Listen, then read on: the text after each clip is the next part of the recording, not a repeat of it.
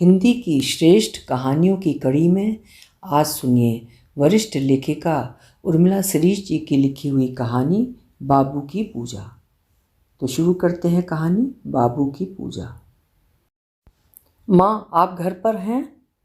क्यों? मैं आ रही हूँ। क्यों? बहुत ज़रूरी काम है माँ। आज बाबू की पूजा है। तो क्या हुआ? उसमें लड़कियाँ शामिल नहीं होती। घर की लड़कियाँ भी नहीं? तो क्या तुम नहीं जानती हो? तुमने तो कभी कुछ माना ही नहीं, न त्योहार न रीति रिवाज। अभी सब आए हुए हैं, कल आ जाना। कल? उसने गाड़ी का ब्रेक लगाया, धीमी रफ्तार करके गाड़ी को पेड़ के नीचे घनी छांव में खड़ी की। ऑफिस जाने का समय था, इसलिए ट्रैफिक बहुत ज़्यादा था। गाड़ियाँ, मोटरसाइकिल, बसें, रिक्शे, स्कूटर ही नज़र आ रहे थे। अब क्या करूँ, किससे कहूँ? कौन मेरी मदद करेगा? माँ ही हमेशा आड़े वक्त में काम आती हैं, पर वही माँ आज दूसरे खानदान की कुलवधू बताकर, उनको पराया बताकर अपने घर में आने से मना कर रही हैं। माँ अपने तथाकथित परिवार के साथ बाबू की पूजा करने में व्यस्त हैं और मैं यहाँ पेड़ के नीचे खड़ी हूँ, उनकी अपनी सगी बेटी, मगर बाबू की पूजा में पराई। माँ, आखिर हम क्यों नहीं शामिल हो सकते? क्या वो हमारा परिवार नहीं है? हम उस घर के नहीं हैं क्या? वे छोटी बच्ची की तरह माँ से सवाल कर रही थी। कोई ज़रूरी काम है क्या? हाँ, तो दोपहर बाद आना। माँ ने उनकी बात सुने बिना ही फ़ोन रख दिया। बाबू की पूजा? ये बाबू हैं क्या? ये बाबू नाम का प्राणी, देवता, कुल देवता या जो भी है, उसने भी अपने ही घर में जन्मी पली लड़की को बाहर कर दिया और लड़कों को भीतर। ये क्या तमाशा है? वे झुंझलाकर अपने आप से बातें किए जा रही थी। उसकी तार्किक बुद्धि माँ की बात को स्वीकार करने के लिए तैयार न थी। माँ का परिवार यानी दोनों बेटे, दोनों भाभियाँ, चाची, ताई, उनके बेटे, बहू, बेटे, पोते सब शामिल हो रहे हैं। वैसे ताई और चाची तो कभी माँ को फूटी आँख नहीं सुहाती थीं। साल भर कोई किसी से मिलता जुलता नहीं था और भाभियाँ वो इस समाज के सबसे अहंकारी बहुएँ थीं। बड़ी भाभी माँ से कभी भी बात नहीं करती, यहाँ तक कि बीमारी में देखने तक नहीं आती, और छोटी वो भी कभी कभार आती थी, ये देखने के लिए कि जिस मकान में माँ रह रही हैं वहाँ कोई आकर तो नहीं रहने लगा है। लेकिन आज वे सब एक हैं, एक खानदान की, और वो खानदान से बाहर थी। वो जिसने बचपन से लेकर आज तक अपना जीवन सिर्फ और सिर्फ अपने परिवार को समर्पित किया है, वही उस पूजा से, अनुष्ठान से बाहर थी। जब उसने होश संभाला था तो छोटे भाई बहनों को घर में देखा था, जिन्हें वे अपने कंधों पर लादे गोद में लिए उनका काम करती, उन्हें नहलाती, तैयार करती, फिर उनके साथ खेलती। बड़ा होने पर अपने साथ स्कूल ले जाती, उनका होमवर्क करवाती, और बड़े हुए तो उनको डॉक्टर को दिखाना, उन्हें बाज़ार ले जाना, उनका सामान दिलवाना, उनके झगड़े निपटाना, उनकी चाही अनचाही बातों का तनाव लेना। फिर कॉलेज के बाद शादी के लिए लड़के देखना, शॉपिंग करना। माँ तो केवल बच्चों को जन्म देकर जैसे पराई हो गई थी। असली पालन पोषण तो उसने ही किया था। कितनी रातें वे जागी हिसाब नहीं, कितनी बार अपमानित हुई याद नहीं, क्योंकि भाई बहनों का जीवन बनाना उसका लक्ष्य था और शादी के बाद भी वे सारे काम करती रही थी। पति के गुजर जाने पर वे वहीं रह गई थी, क्योंकि उसके मन में एक ही चिंता थी कि माँ को कौन देखेगा। सबकी शादियां हो गई थी, घर बस गए थे, बच्चे हो गए थे, और सब अपनी सुंदर दुनिया में जीते हुए भूल ही गए थे कि एक अकेली माँ नीम अंधियारे में डरती होगी, या रात की निस्तब्धता उसे अकेले होने के एहसास से रुला देती होगी। वे आज भी हर रोज़ रात 10 बजे माँ के पास सोने के लिए आ जाती है, क्योंकि दोनों भाभियाँ ना तो उनके साथ रहना चाहती हैं, ना उन्हें रखना चाहती हैं। उनके आते ही माँ निश्चिंत हो जाती है। माँ कहती, एक मच्छर परेशान कर रहा है। वे एक मच्छर को ढूंढने में सारे पर्दे हिलाती, दीवारें ताकती, छत देखती, पर वो मच्छर न जाने किस सुराख में जा छुपता। माँ कहती, आज एसी मत चलाना। वे एसी बंद करके पंखा चला देती। माँ की पीठ में दर्द है, वे पीठ पर मरहम लगा कर दबाती। माँ कहती, पाँवों में दर्द हो रहा है, वे माँ के पाँव दबाती। माँ के सोते ही वे अपने पलंग पर जा लेटती। आँख लगती ही थी कि माँ पेशाब जाने के लिए आवाज़ लगाती। वे आंखें मलती, माँ का हाथ पकड़कर बाथरूम में ले जाती। सोई नहीं? माँ पूछती। आप सो जाओ। जब 5 बजे उसको गहरी नींद आने लगती तभी माँ आवाज़ लगाती, गर्म पानी कर दो। माँ इतनी जल्दी मत नहाओ, हमें बिना नहाए अच्छा नहीं लगता। इधर माँ नहाती, उधर वे उनकी चाय बनाती। माँ तैयार होकर बाहर बैठ जाती और वे नींद में डूबी थकी हारी सी अपने घर के लिए चल देती। सुबह की उजास फैलने लगती, चिड़ियों का कलरव आंगन में गूंजने लगता, बाइयों का आना शुरू हो जाता, चाय नाश्ता बनना शुरू हो जाता। मैडम चाय पीजिए, थोड़ी देर सोना चाहती हूँ। जी कब जगा दूँ? 8:30 बजे। जी। बाई उसका नाश्ता टेबल पर लगा कर रख देती। मैडम कंधे दबा दूँ? मैडम पूरा परिवार है, वो क्यों नहीं रुकते माँ के पास? बाई अपनत्व से कहती। पर माँ को मेरा साथ अच्छा लगता है। आपकी नींद पूरी नहीं हो पाती? कोई बात नहीं, माँ तो सोती है। ठीक 10 बजे ऑफिस जाना होता है। सार्वजनिक जीवन को भले ही उसने त्याग दिया हो, पर व्यक्तिगत रूप से सबसे मिलना जुलना आज तक जारी है। अलग अलग उम्र के लोग, कोई नौकरी के लिए एप्लीकेशन लेकर आता है, तो कोई एडमिशन के लिए, तो कोई अन्य कामों के लिए। आप 2 लाइनें लिख दो। कौन सुनता है मेरी? फिर भी आप लिख दीजिए। आप लोगों का मन रखने के लिए लिख देती हूँ, पर होना हुआना कुछ नहीं है। कहते कहते उसका गला रूंधने लगता। आपका समय कभी नहीं भूल सकते मैडम, आपका समय जल्द तो लौट कर आएगा। आए ना आए, हमने तो अपने जीवन की दिशा ही बदल दी, सारी अपेक्षाएं छोड़ दी, अपना पढ़ना लिखना और माँ की सेवा करना बस यही जीवन का लक्ष्य बना लिया है। आपने क्या क्या नहीं किया मैडम, सारा जीवन ही लगा दिया, पर सब कितने स्वार्थी निकले। पुरानी बातें करने से क्या फ़ायदा, ईश्वर की भक्ति में लीन होकर बाकी समय भी निकल जाएगा। उसे याद आया राजरानी देवी की वो अंतिम पदयात्रा, जिसमें वे अपने बचे हुए समर्थकों के साथ शांति पदयात्रा पर निकली थी। वे आगे आगे चल रही थी, पीछे पीछे उनके समर्थक। राजरानी देवी संघर्ष करो, हम आपके साथ हैं। बीच बीच में नारे गूंज रहे थे। उस दिन मई महीने का सबसे गर्म दिन था। धूप, उमस, पसीने से सब भीग रहे थे। लंबी पंक्ति धीरे धीरे पीछे से कम होती गई थी। देवी जी का राजनीतिक भविष्य खत्म हुआ समझो। बेचारी ने कितनी मेहनत की, ना रात देखा ना दिन, 24 घंटे चुनाव प्रचार में लगी रही। नदी नाले पार करने के लिए खटिया पर बैठकर जाती थी, लोग अपनी पीठ पर बिठा लेते। पेड़ के नीचे बैठकर खाना खाती, पाँवों में छाले पड़ जाते तो कपड़ा बांध कर चल देती। कभी शिकायत नहीं की, कभी विश्राम नहीं किया।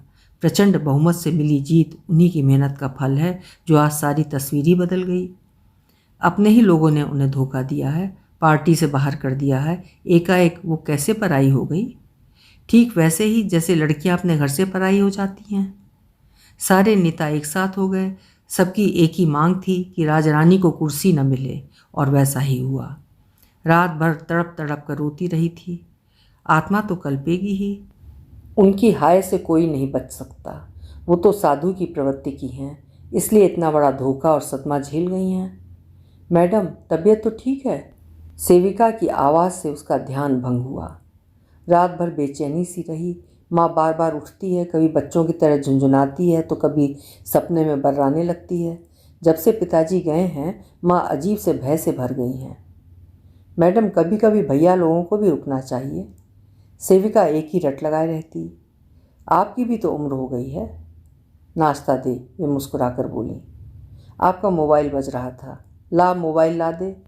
उसने देखा 11 मिस कॉल पड़े थे, एक फ़ोन तो माँ का ही था। अब क्या हो गया? बाद में आती हूँ, उन्होंने मैसेज किया। दूसरा फ़ोन कार्यकारिणी सदस्यों के थे। कुछ राजनीतिक हलचल शुरू हो गई थी, चुनाव नज़दीक आ रहे थे, दिल्ली से पार्टी नेता आ रहे थे, टिकट देने की कवायद शुरू हो गई थी। किस किस को टिकट दिया जाए, किसके काटे जाए, चर्चा जोरों पर थी।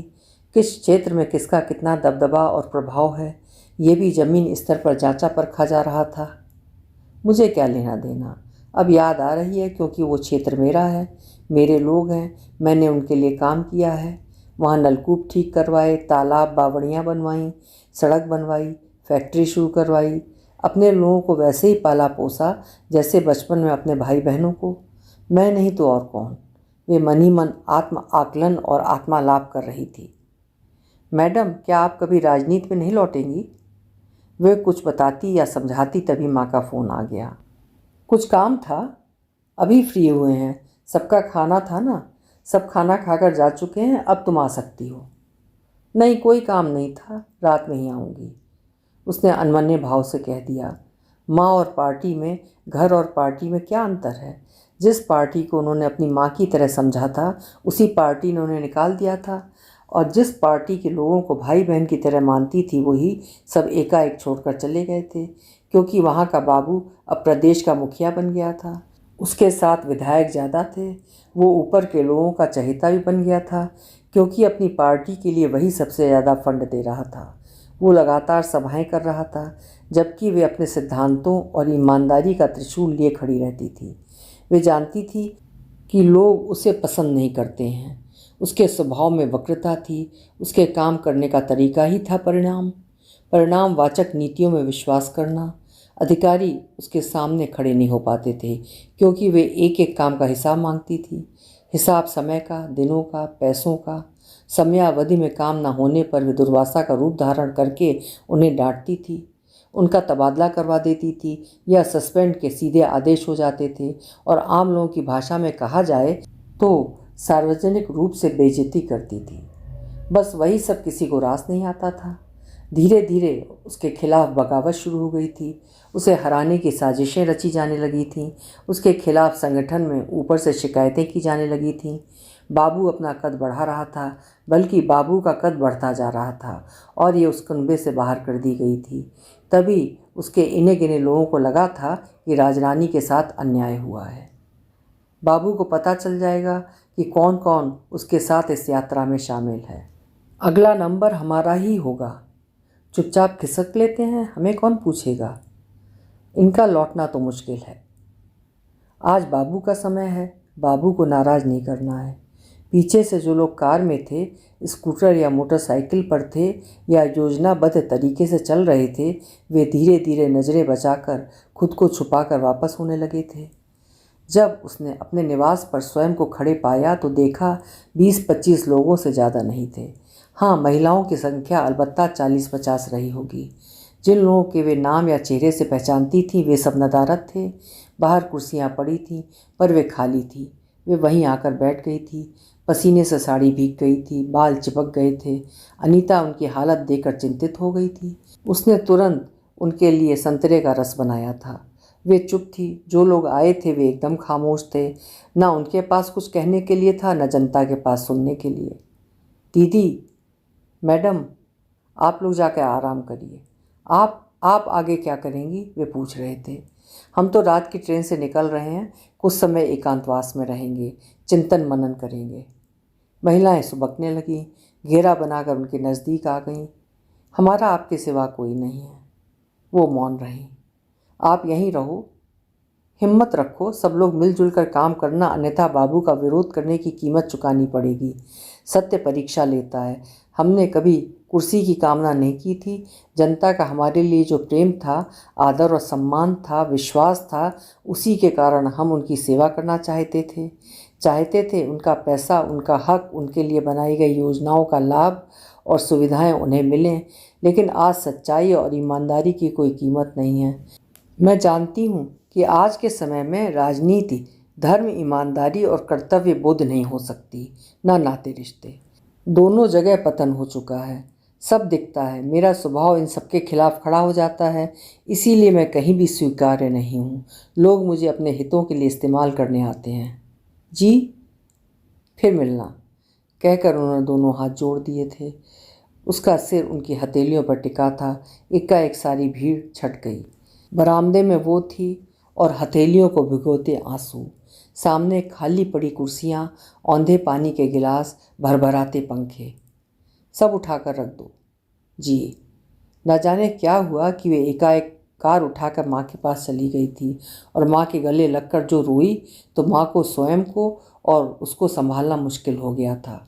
वो मौन की धारा थी, या माँ का स्पर्श, या ताकत कि वे गहरी नींद में सो गई थी, और जब आँख खुली तो ट्रेन का समय हो चुका था। अपना ध्यान रखना, माँ समझा रही थी। एकांत एकांत एकांत की तलाश में अपने गुरु के आश्रम में गई। 3 दिन वहाँ रुकी थी। छटपटाहट, संताप, आंसू, लंबी भीड़ का एकाएक कम होते जाना, जैसे सारे केचुए एक साथ सिकुड़ गए हों। वो सिहर उठती, फिर गांव गई, वहाँ 15 दिन ठहरी। फिर वही दृश्य, हवा में लहराते ताली बजाते हाथ। लाखों की भीड़ होती थी और उनके भाषणों पर लगातार तालियां बजती थीं। स्टार प्रचारक, स्टार स्टार, तालियां, नारे, आवाज़ें। फिर बरामदे में वो गिने चुने लोग, दुविधा में डूबे लोग, इधर जाएं या उधर। क्या वो कोई सपन देखा था या सत्य? जब मन शांत नहीं हुआ तो लेह की तरफ निकल गई थी। वे दृश्य वहाँ भी उनकी नींद में, शांति में खलल पैदा करते थे। अंततः लौटते हुए जो बीमार पड़ी तो 3 महीने तक उठ ना पाई थी। लोग कहते उसे सदमा बैठ गया है। लोग कहते वो सत्ता के बिना नहीं रह सकती। लोग कहते तानाशाही न की होती तो आज ये दुर्दशा ना होती। लोग कहते बाबू को साथ लेकर चलना था। माँ ने जाकर संभाला था, अपने साथ ले आई थी। कौन सा राजपाट छिन गया था? तुम क्यों रोती हो? बेईमान है सब, स्वार्थी। तुम्हारे कारण अपनी तिजोरियां नहीं भर पा रहे थे, गलत ढंग से ज़मीनें और पेट्रोल पंप नहीं ले पा रहे थे, सो निकाल दिया। तुम्हें तो खुश होना चाहिए कि अब से आराम से ज़िंदगी जी पाओगी। सुख, शांति और आराम कहाँ? अपमान की चिंगारी मन में दबी पड़ी थी। चिंगारी का स्वभाव ही होता है कि हवा लगते ही आग पकड़ लेती है। उसके स्वभाव को लेकर, गतिविधियों को लेकर, बयानों को लेकर इतने विरोधी तर्क खड़े कर दिए गए थे कि वो स्वयं को चारों तरफ से घिरा हुआ महसूस कर रही थी। 6 महीने की लंबी यात्रा यानी देशाटन करके लौटी थी। सबको कह दिया था कि वो यहाँ नहीं है। लाइब्रेरी में ही उसको ध्यान लगाना होता। वहीं वो बाकी काम भी करती और रात्रि में माँ के पास चली जाती।